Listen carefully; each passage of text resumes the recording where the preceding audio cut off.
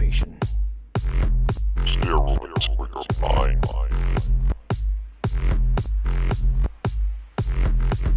If this content triggers you, you'll never survive the end times.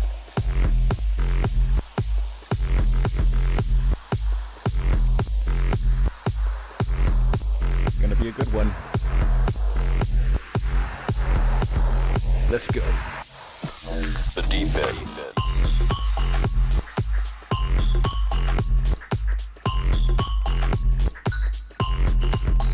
Somebody has to say it.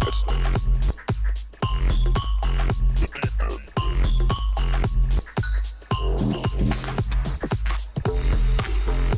If this content triggers you, you'll never survive the end times.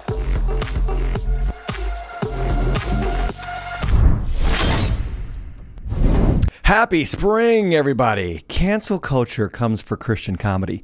COVID truth keeps seeping out. We will show you. There's hope for young men who love Jesus and young ladies as well, but mostly for young men. I'll show you that too. And our cultural elites have great advice on how to deal with $5 gas, and you won't believe what they suggest. This is your favorite night of the week, The Deep End on Tim Hedge, live.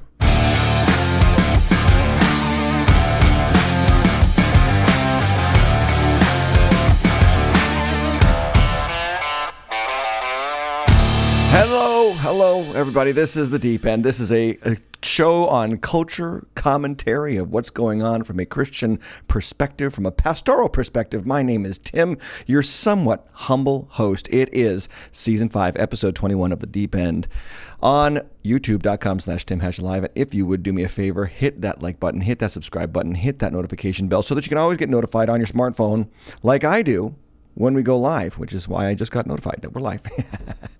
You know, it's time for a deep end follow-up. I've been doing a lot of talking about the craziness of our culture, and we're going to get into some more craziness today, as we always do on this show.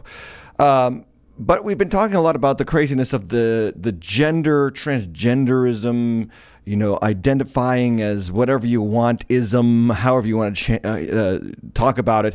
We're going to do a little bit of a deep end follow-up. Because last week I talked about the Don't Say Gay bill, which is not actually a bill about not saying gay in Florida.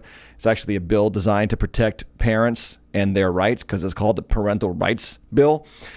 We talked about how Disney is cowering to the pressure from the cultural elites and the LGBT squad to oppose this bill that restricts teachers from hiding sensitive information from parents concerning their kids' gender, identity, sexual preferences, all that nonsense lingo that has been recently invented.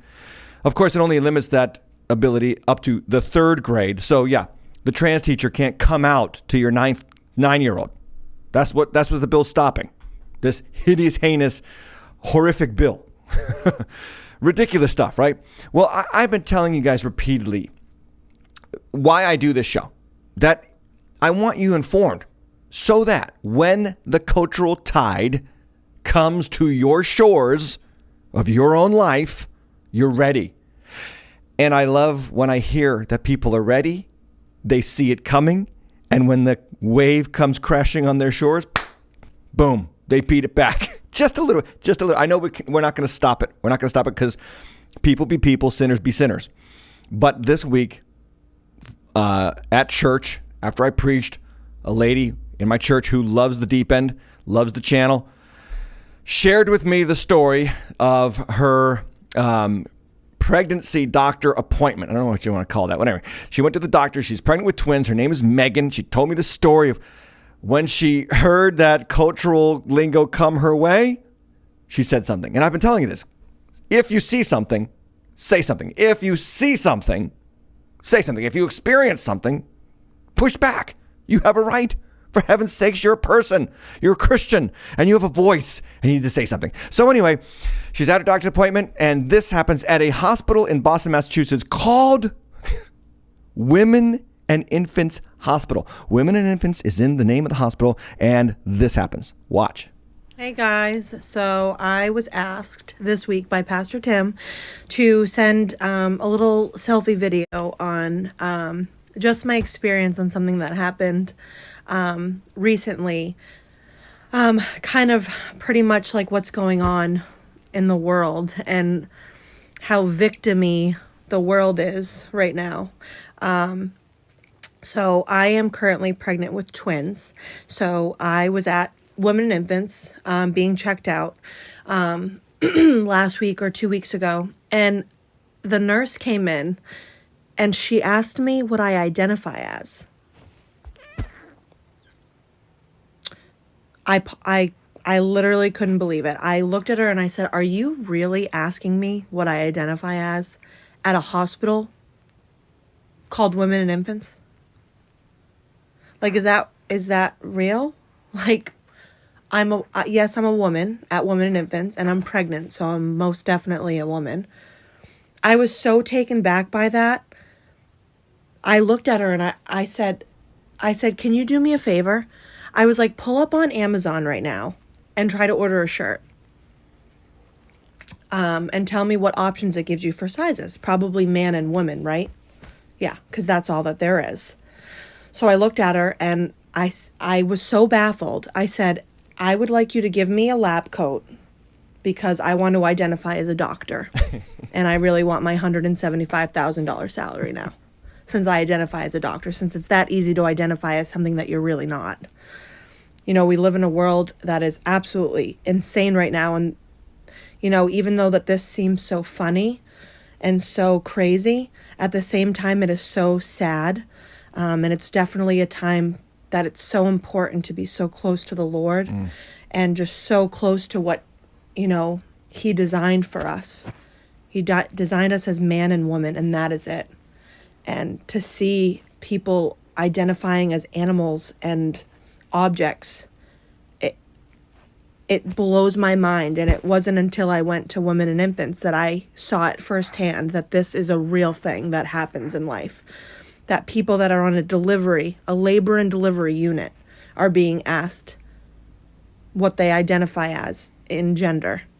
It's sickening, honestly, in my opinion. And I'm just so grateful that I am not part of this world, that I am, you know, a child of God, a woman that worships the Lord, that has children that worships the Lord, and knows that there's man and woman and there's no in between whatsoever. So yeah, that's it. And God bless everybody. Thank you so much, Megan, for sharing your story. And guys, we are doing this show on a regular basis so that you Christians can be prepared for when these cultural tides come crashing up on your shores, and you're going to be able to say something and at least find your voice, because there's only a one-way street happening. There's only a one-way conversation happening, and Christians are just silently pulling back and shrinking back and not stepping up and saying something. Are they going to hate us? Yeah.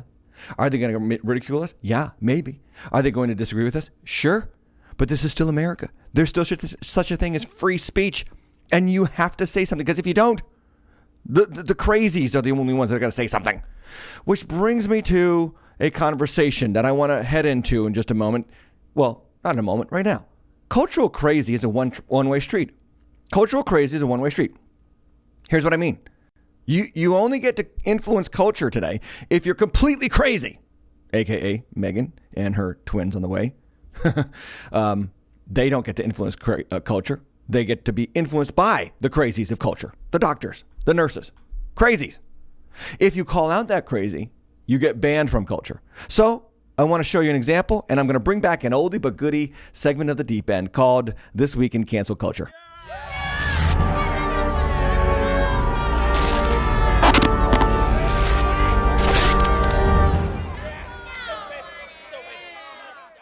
An example of the fact that cultural crazy is a one-way street. Again, only the crazies have any pull and any influence today, okay?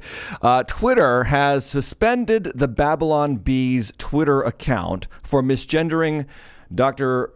quote-unquote Rachel Levine. Yes, this is the Babylon Bee, if you don't know, is a satirical website for Christians. You know The Onion. Maybe some of you are familiar with The Onion news source. It's a satirical news site for everything. Well, the Babylon Bee started up about 4 years ago for Christians, mostly for making fun of subculture evangelicalism. And it makes light of our foibles and inconsistencies. And around 2015, it started to branch out beyond its evangelical subculture influence and go more mainstream. And they are really clever. In fact, they're so clever, they got Elon Musk's attention of Tesla.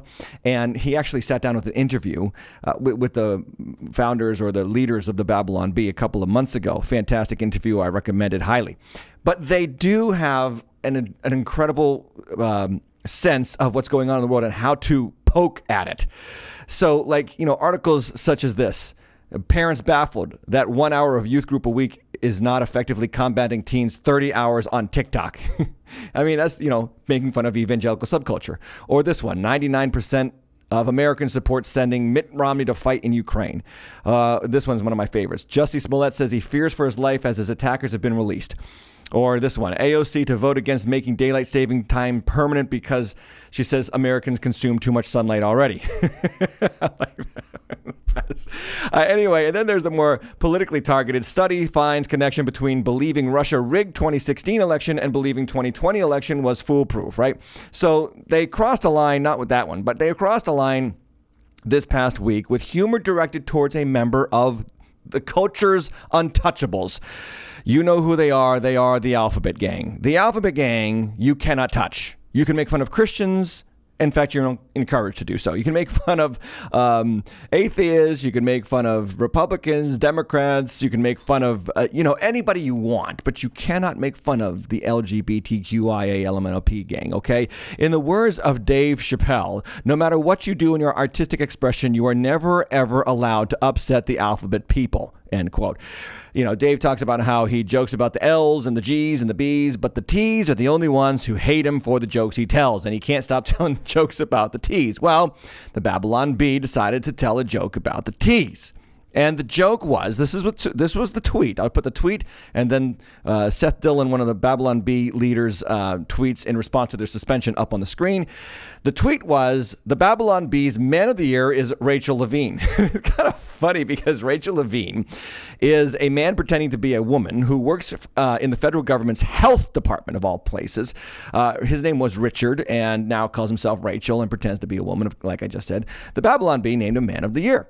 Now, this is a direct response to USA Today and Time Magazine naming him one of their Women of the Year. And I kid you not, the USA Today named Rachel Levine, a man pretending to be a woman of the Year. This is wonderful for women's rights, is it not? Anyway, in response, Seth Dillon says that he received notice that he had been locked out of his account for quote unquote hateful conduct, and they said he will serve a 12-hour suspension from Twitter on the Babylon Bee account only after he deletes the tweet. So he's got to delete the tweet because it's hateful, because the T's can't take a joke, and then serve a 12-hour suspension or prison sentence, if you will, from Twitter. Twitter's not real life. Let's just be honest.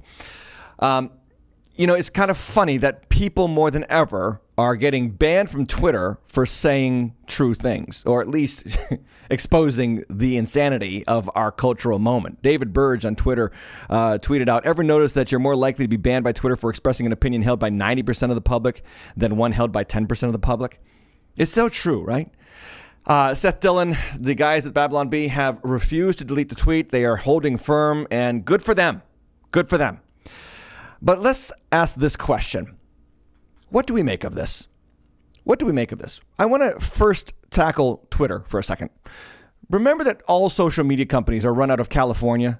They're all located, in California, where kids typically arrive after they have run away from mom or dad or some divorce situation in their family to find family, purpose, meaning, fame, fortune, friends, whatever.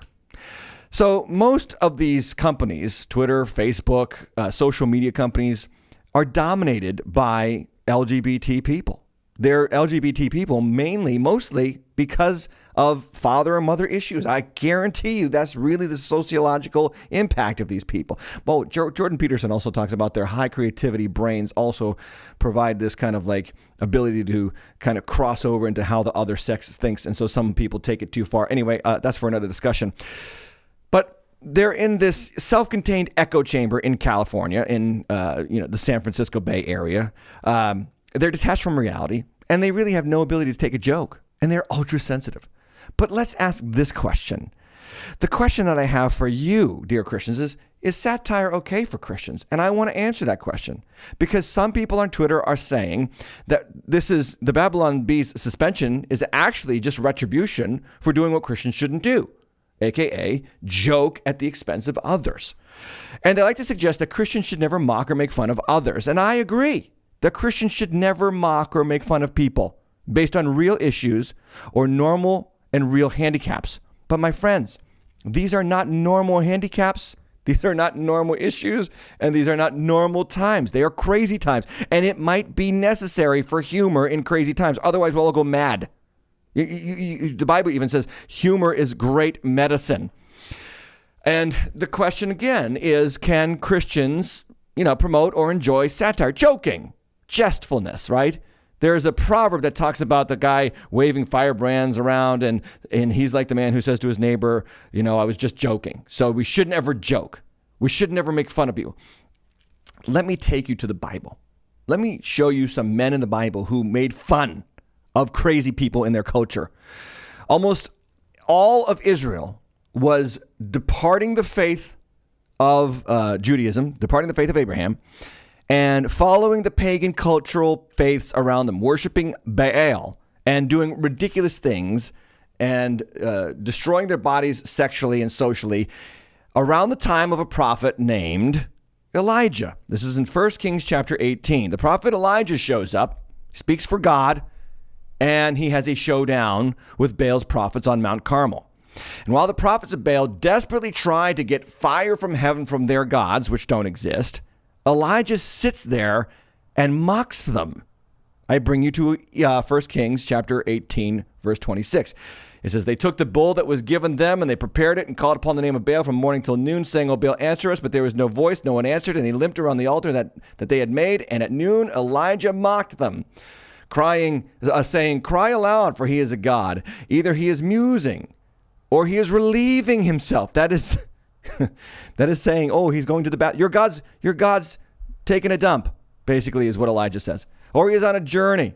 Or perhaps he is asleep and must be awakened. And they cried aloud and cut themselves with their custom with swords and lances until blood gushed out upon them. And no one answered and no one paid attention. Elijah mocked the crazy people of his age. Now, subnote, he did not mock the people affected by the insanity of Baal worship. He mocked the leaders of Baal worship. He was mocking the prophets of Baal. In every generation, there are godly leaders and satanic leaders. There are leaders who will lead you toward God and toward Christ and toward the resurrected Lord of Lords and King of Kings. And then there are those in the church and outside of the church who are vying for the sheep, trying to kill, trying to steal, trying to destroy, doing what the devil does, leading people into insanity and ultimately bondage. And we see it in every generation. Our generation is no different from any other generation. It's just we have more access to it because of our phones, okay? And so what are we doing here? What we need to do, what the Babylon Bee is doing really, is doing the exact same thing. They are mocking the leaders who are infecting this insanity into our society, and I don't think it's wrong. That's my opinion. You can feel free to disagree, but that's my opinion.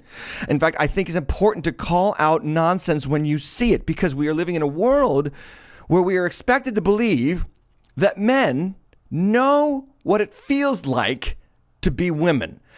How on earth does a man know what it feels like? Just think about the idiocy of that statement. I feel like a woman. How do you know? You're a man. You're a biological man. You have a penis. You do not know what it feels like to be a woman. And especially when someone does it later in life, like Bruce Jenner, 50 years old.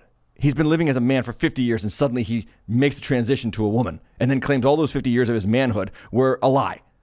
Really? What? So if you were okay with a lie for the first 50 of your years of your life, how do we know you're not okay with a lie for the rest of your life? Just asking. We've got to call out nonsense when we see it, because we are expected to believe that the 467th ranked male swimmer in the NCAA who suddenly decides that he's a she a few months ago and immediately starts competing against women to become the number one female swimmer in the NCAA nationally. And this week won the 500 meter race or yard race for the NCAA title. We're expected to believe that that's actually truth. We're expected to believe that this is progress. This is good. By the way, he still has his nuggets, if you're wondering. I'm thinking, like, in my back of my mind, way in the back of my mind, I'm thinking that this guy, William Thomas, is actually trying to play a huge joke on the culture. I don't know. It's possible that he's just playing this gig until he graduates or wins the Olympic gold in 2024 and then just announces, hey, I was just totally playing you. I was just trying to show you how insane the world has become. I don't know. I'm actually kind of hoping that's the case. It's happened before years ago. Christians might remember this. Music fans might remember this. There was a group called Insane Clown Posse. They wrote the most hideous death metal music on earth. And then I think about 10 years ago, they came out and said that they were actually just faking the whole time. They were born-again Christians trying to connect with lost people.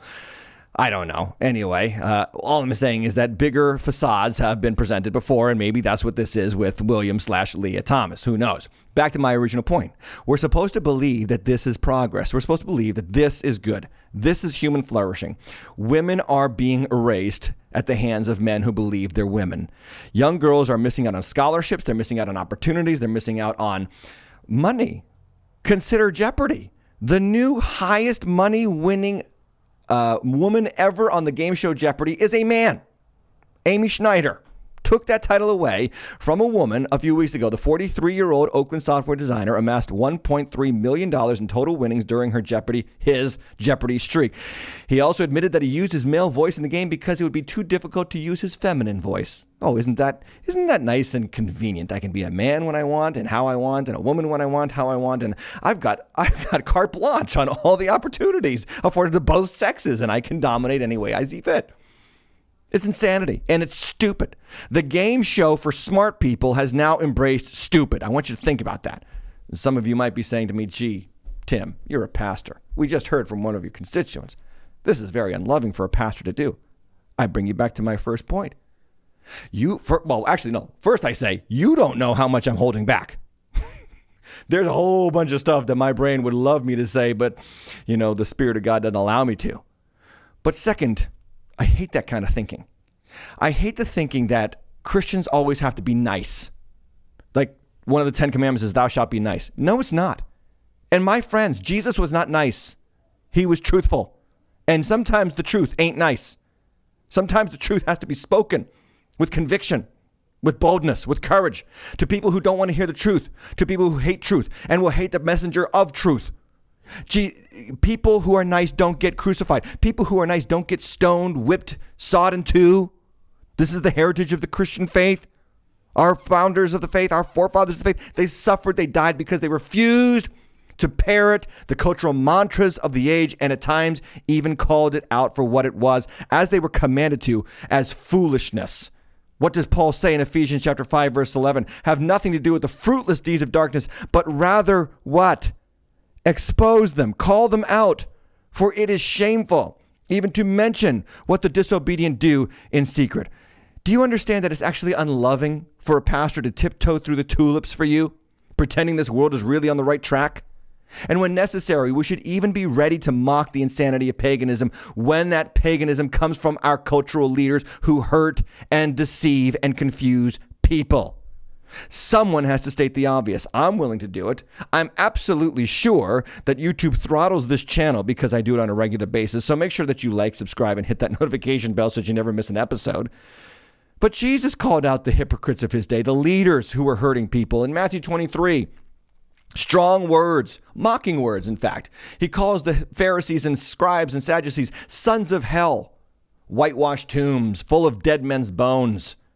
Or how about when Peter called out the crowds on Pentecost and said, you with your wicked hands crucified the Lord of glory. You with your wicked hands. Where are the preachers? Where are the preachers calling out wicked hands in our culture today? We need them now more than ever.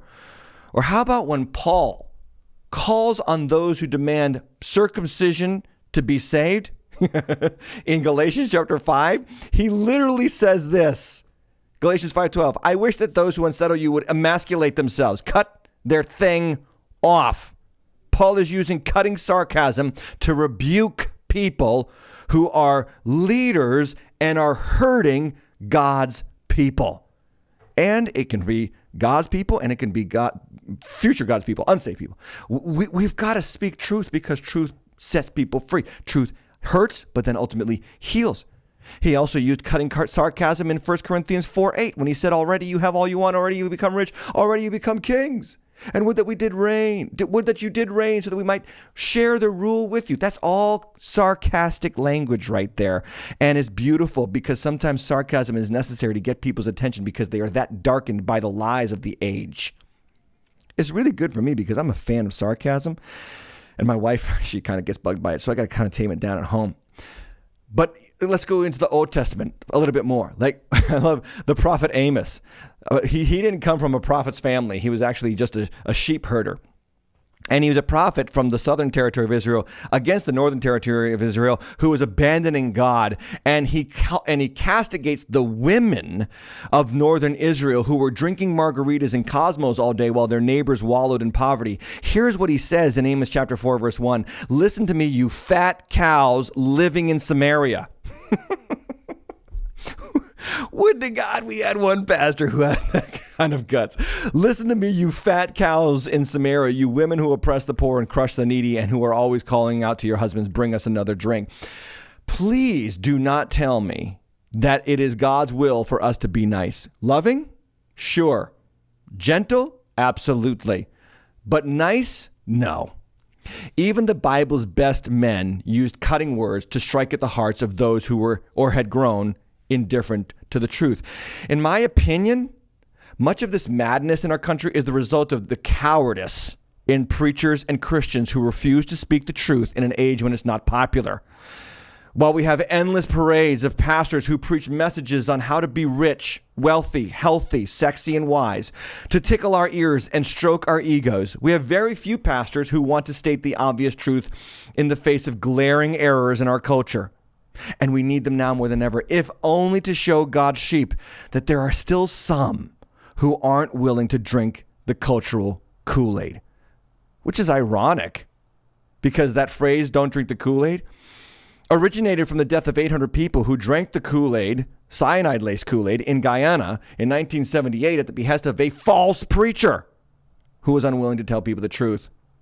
See, if we don't tell the truth to the sheep, the wolves will get them.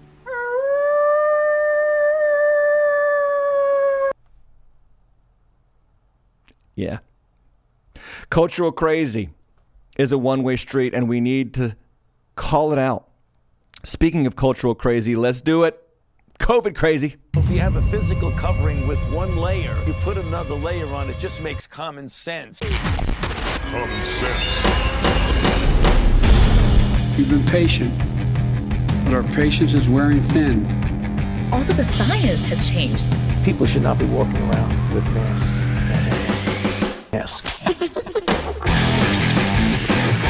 If everyone wore a mask, you could cut expected deaths in half. Because I represent science.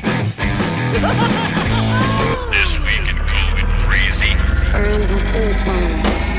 Ah, yes, my favorite segment, COVID, This Week in COVID Crazy.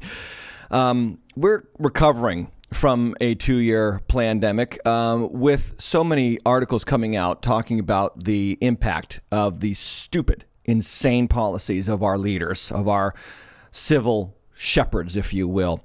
CNN reports that alcohol-related deaths in the U.S. spiked more than 25% in the first year of the pandemic. So while we locked everybody down, we killed a lot of people in order to save a lot of people, which doesn't make sense anymore at all. CBS News reports that the mental health fallout in our country is astronomical. A quote from the article directly says, in a country divided on everything, roughly 9 out of 10 Americans agree the U.S. is in the grips of a full-blown mental health crisis, according to the USA Today Suffolk University poll. More than 140,000 children have lost a parent or caregiver to COVID, and the mental toll is astounding. There is a heartbreaking part of that article that talks about the family, one particular family with 2 young girls they lost their father to COVID during the pandemic, and of course, they couldn't go visit him in the hospital as he died and wasted away for 2 or 3 weeks. They couldn't go see their own father, and their father died alone. And to this day, the daughters cannot get over the pain and the hurt of that experience. Oh, and then there's this bit of news about COVID crazy. This from the Washington Examiner. See if you'll find this on the mainstream news outlets. Reported pediatric COVID-19 deaths plummet 24% after CDC fixes, quote, coding logic error. So a CDC spokesman named Jasmine Reed told the Washington Examiner the agency's algorithm was accidentally counting non-COVID-related deaths in the data tracker. Quote, an adjustment was made to COVID data tracker's mortality data on March 14th involving the removal of 72,000 plus deaths, including 416 pediatric deaths previously reported across 26 states because CDC's algorithm was accidentally counting deaths that were not COVID-19 related. She said, working with near real-time data in emergency is critical to guide decision-making, but may also mean we often have incomplete information when data are first reported. So, again, more and more of the truth keeps seeping out about COVID, and all we're learning is, again, that pretty much every other disease than COVID is far more dangerous for your child than COVID. So mask up, kiddos, at school while we enjoy the Super Bowl mask-free because cultural elites and celebrities live by different rules. It was a pandemic indeed, a pandemic of bad leadership, confusion, depression, manipulation, and isolation. Yes, that was the pandemic. COVID was not the big issue. But the question for you, the question for me, is how now shall we live? To quote the great Francis Schaeffer, how now shall we live in a world with so much cultural crazy? Because, I bring you to this content not to rile you up, but to point you to the scriptures, because this kind of thing, culture sliding into oblivion, destroying themselves in their own pride, in their thinking they became fools, Romans chapter 1, right? This is nothing new. Every empire, every great state, every great world leader in human history has had their prosperity lead them to pride, and their pride lead them to self-degradation. And we, America, we will not have some kind of get-out-of-jail-free card here. We will not get a pass because we're no better than anybody else. And the point of this show is to remind you that we Christians are not of this world. And I thank God, as Megan did, every day more and more for that. I'm not of this world. My Father has me in the palm of his hands. No man can pluck me out. Every mouth that rises against me, I shall condemn. Greater is he that is in me than he that is in the world. That there are many more that are for me than those that are against me. That if God be for us, who can be against us? Amen, amen, amen. Oh, somebody get me a pulpit. I'm ready to preach, right? But that leads me to something. This is how now we shall live. This is how we shall live in the age of crazy. And I want to talk to you about some really good news. Really good. That's really good news. It's good. So the really good news that I have for you today is from thechristianpost.com, and the article states, working class Christian boys with strong faith in God do better in school than less religious peers. Now, this article is based on another article that was a 20-year study out of the New York Times by an author in the New York Times. And the article states that teenage boys from working class families who regularly participate in their church and demonstrate strong faith in God are twice as likely to earn bachelor's degrees as their moderately religious or non-religious peers. And it says the findings come even as data from the 2020 American Family Survey show that a striking minority, just 36% of parents, believe churches are serving their sons well. So, as our culture continues to think that the church is more and more irrelevant, the people who actually go to church and bring their families to church become far more successful compared to their irreligious peers. So again, like I said, this article at the Christian Post is based on an article that documented the findings of a Jewish woman named Alana Horowitz. She's an assistant professor of Jewish studies and sociology at Tulane University, and she writes in the New York Times, I followed the lives of 3,290 teenagers. This is what I learned about religion and education. This is from the New York Times. Once in a while, every once in a while, a blind squirrel finds a nut. But she writes, American men are dropping out of college in alarming numbers.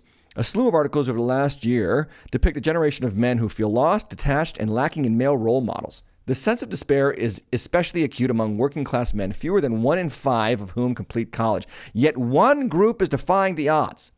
Boys from working class families who grew up religious. And she even states in the article, she said, I relegated most of my study to Christian households because that's primarily what we find in America, which was another astounding admission. But nonetheless, she says, religious boys are not any smarter, so why are they doing better in school? The answer lies in how religious beliefs and religious involvement can buffer working class Americans, males in particular, from despair. And then she talks about this guy named John, not his real name, as a case study. And she says, throughout his teenage years, John regularly attended his local evangelical church and was active in his youth group. There were organized social activities like rafting and weekly gatherings at the minister's house to talk about what was going on in their lives. And then she goes on, being involved with his church reinforced biblical teachings, leading John to think of Christ as the person he most wanted to emulate. Most teenagers answer by referring to an actor, an athlete, or a family member, which is the first two answers are part of the problem we see systemically in our culture. She goes on, by observing how his parents and others in his religious community behaved, John learned to see God as someone he can talk to and tell personal things to. And then she writes this, among those raised in the working class, 21% of religious teenagers brought home report cards filled with A's compared to 9% of their less religious peers. So yes, the fear of the Lord is the beginning of wisdom. Isn't it wonderful when researchers and scientists discover that the Bible is true? Isn't it wonderful? Anyway, going on, she says religious girls from working class families also see educational benefits compared with less religious girls, but there are other factors that help them be academically successful outside of religion. Again, I say this in my church all the time, and even here I've talked about it. Men matter, and men connecting with Jesus matters immensely. Okay, and raising our boys to fear the Lord. Guys, look, fathers, listen to me. Get your boys in football and soccer and baseball, hunting, fishing, boating, that's wonderful. Good. Give your boys fun because men love to have fun. But my word, never sacrifice church and God on the altar of fun and sports and the pursuit of those endeavors, because men matter and men loving Jesus matters immensely. Anyway, back to the article, she writes, religion doesn't just help boys from working class families during their teenage years. It also deters them from falling into despair in adulthood. Hello. We can see this in the way John's life unfolded. In his early 20s, John stopped reading the Bible and no longer participated in his church community. Other parts of his life also started to fall apart. He dropped out of college and got arrested for marijuana possession. This was a wake-up call, and John decided to return to church. Within a few years, he managed to get his life back on track. John is now living with his grandmother, whom he cares for, and his girlfriend, well, that's not good, whom he plans to propose to. Well, that is good, but still. He believes that God has called him to serve others by working in the medical field. He returned to the community college and earned an AA while working as an EMT and plans to become a paramedic or a nurse, like Gaylord Fokker. Anyway, back to the article. He attributes much of this to his faith.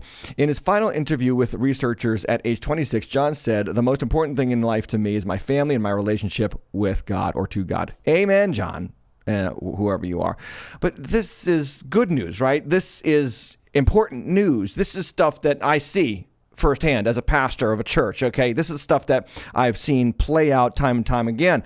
When a child is raised in the faith, doesn't Proverbs 22:15 say, train up a child in the way that he or she should go, and when they are old, they will not depart from it, right?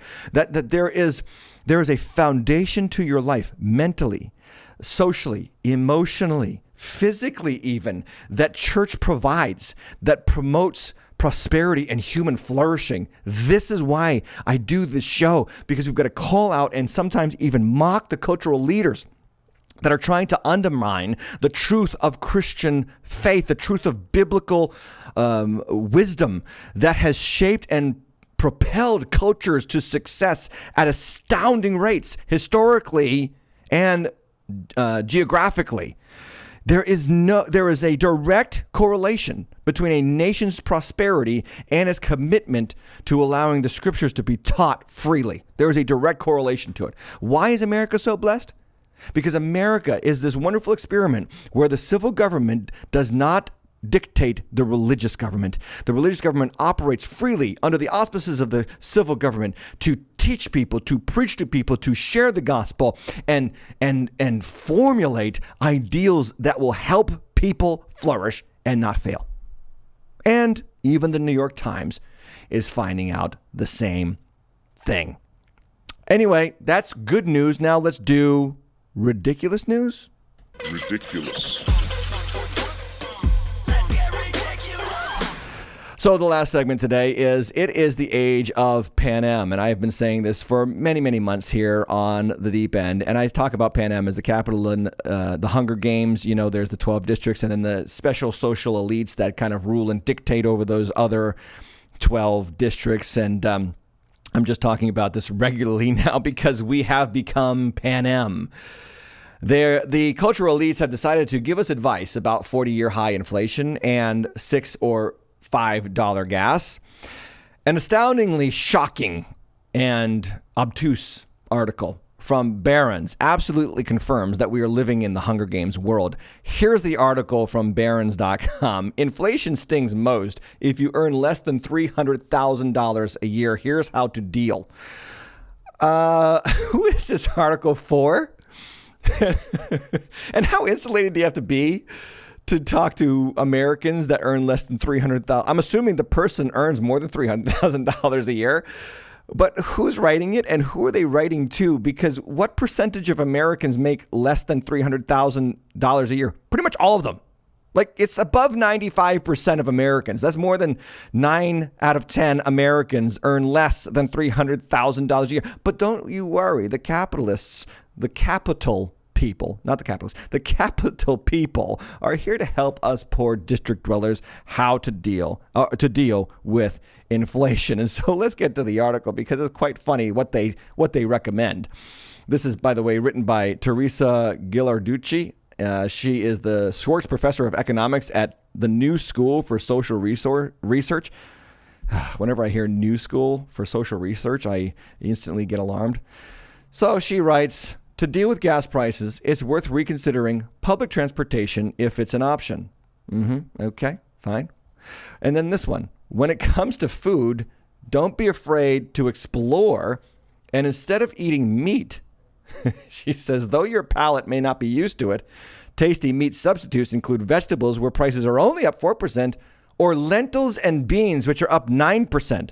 Plan to cut out the middle creature and consume plants directly. It's a more efficient, healthier, and cheaper way to get calories. So don't eat meat, people. Don't eat meat, district dwellers. Eat lentils. Because after all, they're only almost 10% more than they were last year this time. Then she goes in for the kill. And I love this admission on her part. It's back to trust the science, because science is on our side. Quote, try to be as flexible and creative as possible. Scientists tell us our brain plasticity will improve by trying novel things. There's an advantage to mixing up what you consume to cope with unusual price spikes. You become more resilient as you create a locus of control and interrogate your habits. So isn't that wonderful? This is just amazing. It's reminiscent of good old Dr. Fauci. I represent science. Yeah, trust the science. Yes, science! Because they have science, and so they know that the problem is not how the government is running. The problem is not with the president's failures and his domestic and international policy that is producing these incredible this incredible non-tax hike on you called inflation. That, by the way, that's what inflation is.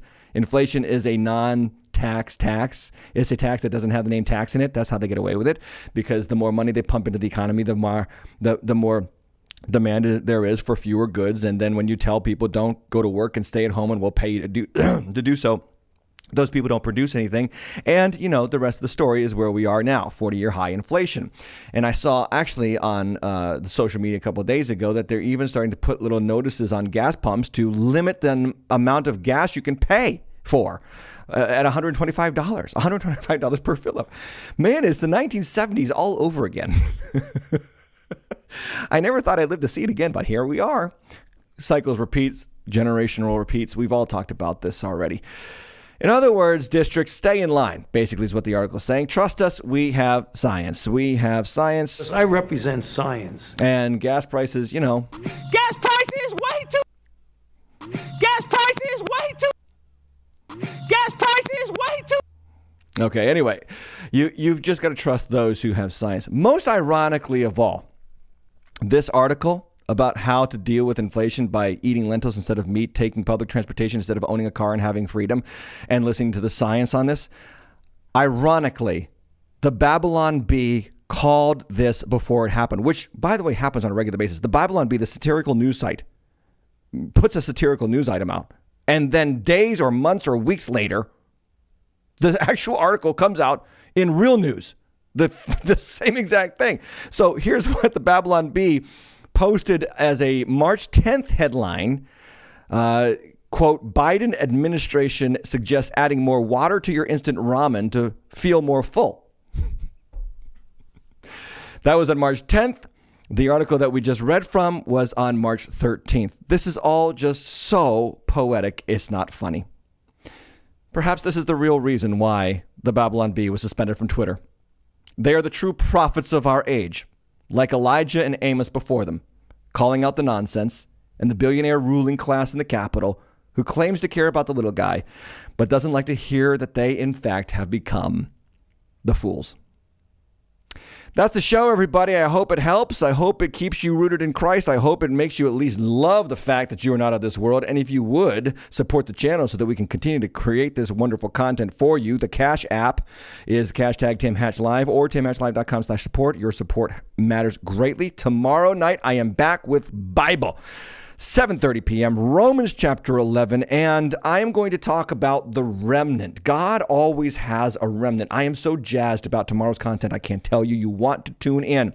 Look, if you're all worked up about what's happening in culture today, don't worry about it. There's a biblical answer to it all tomorrow coming on the deep end, and I deep dive. And I love how these two shows work together. So don't miss one or the other. Join me for both. Potentially sad news, however, is that the deep end might have to take a 2-week hiatus. I've got some personal things that I've got to attend to. Nothing good, really, nothing bad, really, really good, actually. And I might be a little bit overwhelmed.